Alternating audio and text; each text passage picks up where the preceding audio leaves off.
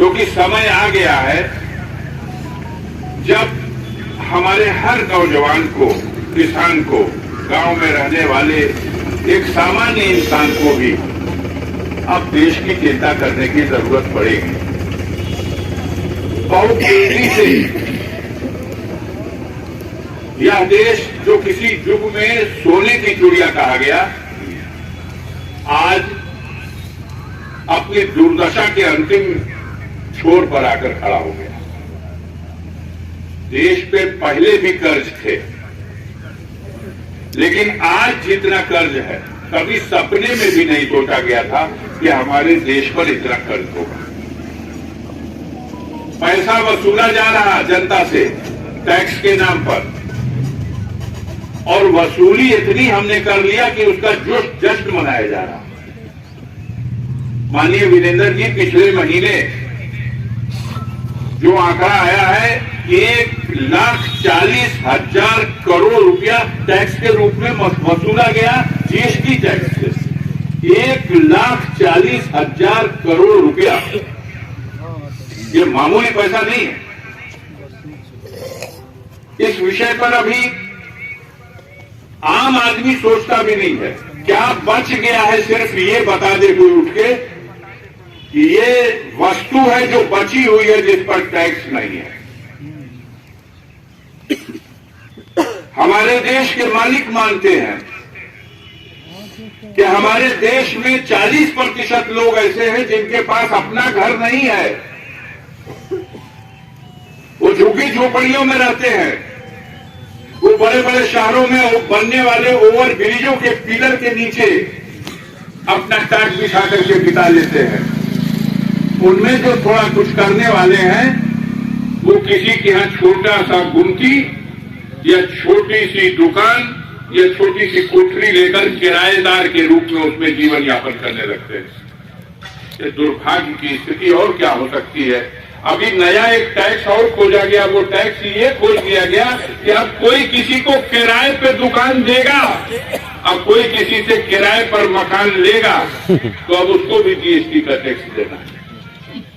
उसके पास घर नहीं हम दे पाए। हमारी सरकार 75 साल की आजादी के बाद भी एक मकान नहीं दे पाई। बेचारा अगर खुंचा लगाकर चीना बादाम बेच करके भी चाहे तो अपने बाल बच्चों को अगर किराए के घर में भी रखेगा तो उसको भी जीएसटी देगा। कुछ बचा नहीं है जिस पर टैक्स न लगा दिया गया। अब काम के नाम पर कुछ भी नहीं है। हाँ, एक उपलब्धि है मौजूदा जो डबल इंजन की सरकार है, इसकी एक उपलब्धि है और वो सबसे बड़ी उपलब्धि है, उसमें कोई मुकाबला नहीं कर सकता।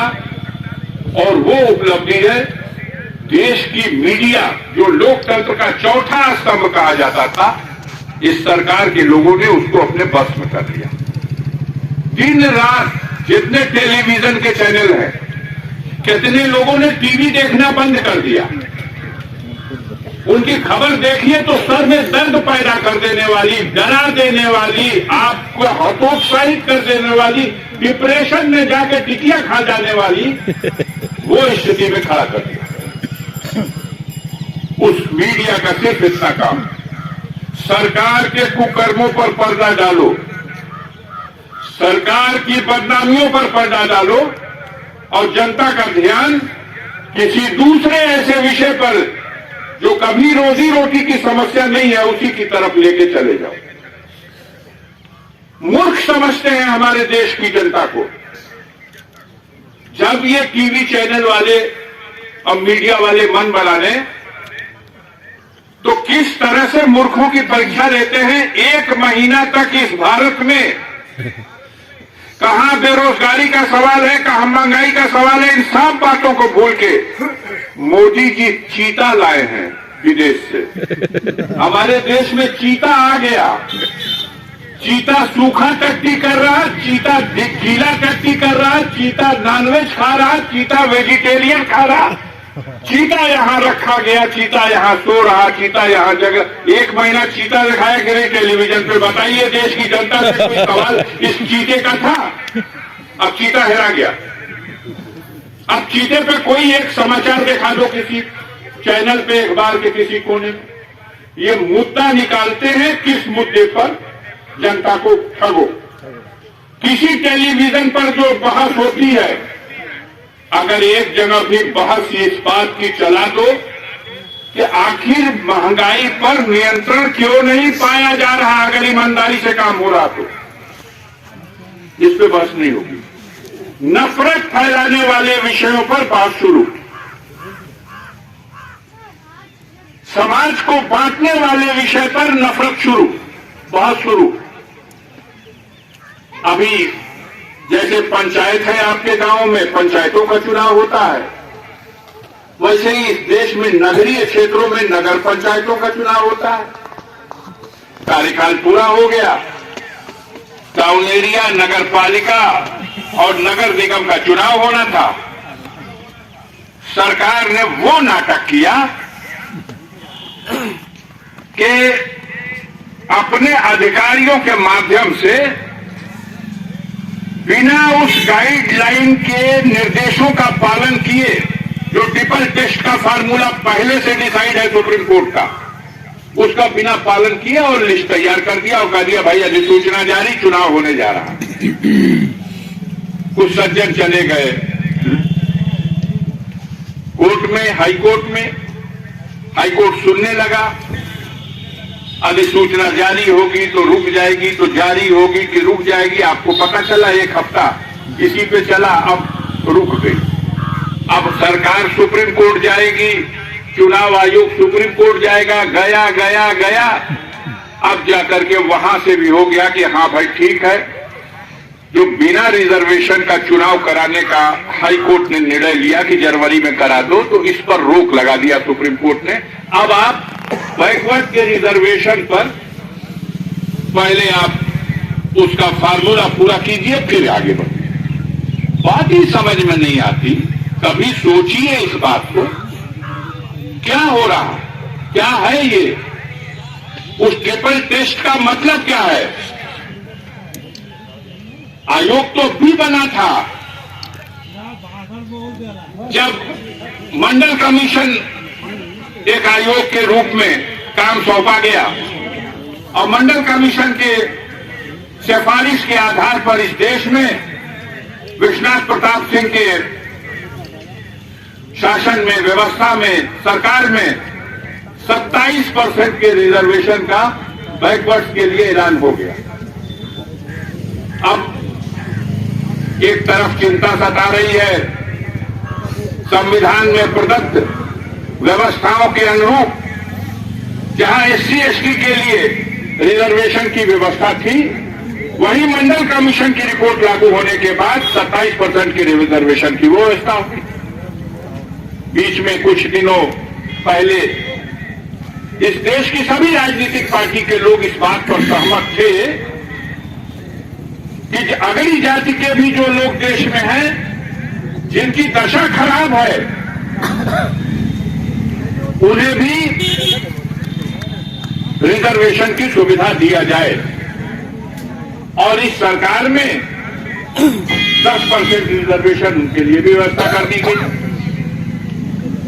अब मांग उठ रही है, एक तरफ बिहार में उठी, उत्तर प्रदेश में उठी कि भाई जातिगत आधार पर जनगणना करा दो देश की, लेकिन भारतीय जनता पार्टी इसके लिए तैयार नहीं।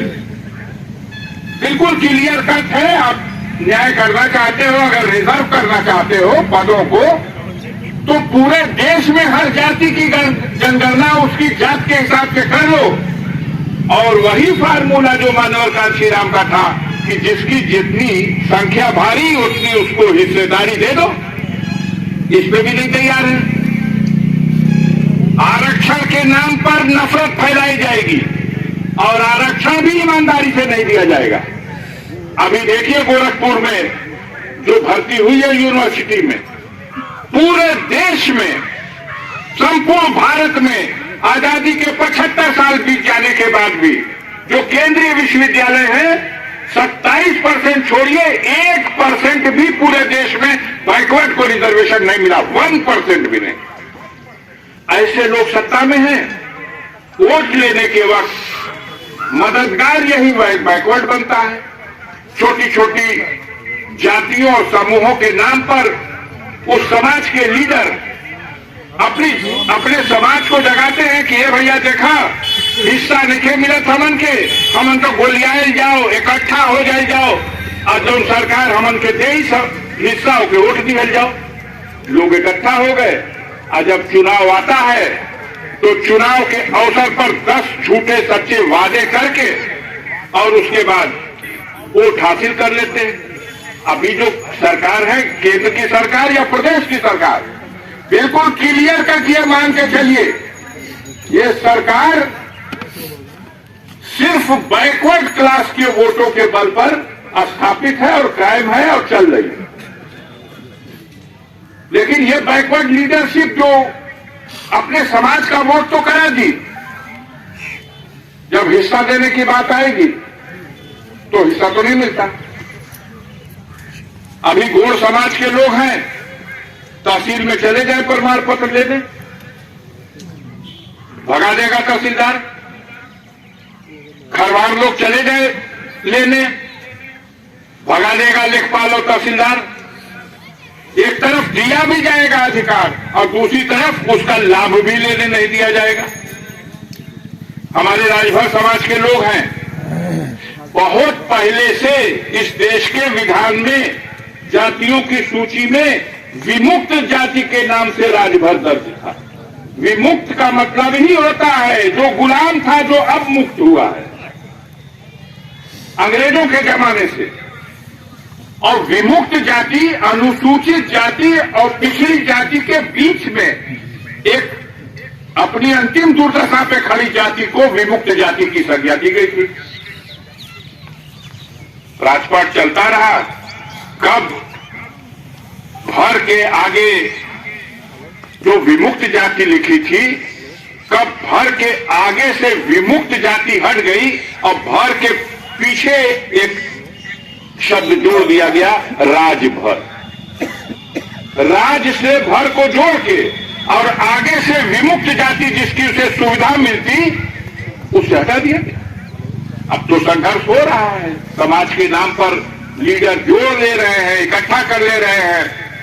हमारे संजय निषाद जी हैं, अब पूरा निषाद परिवार, केवट हो, माझी हो, धीमर हो, बिंद हो, मल्लाह हो, ये सारे उत्तर प्रदेश में इनकी आबादी 7% है, 7%। लोध भी इसी में है।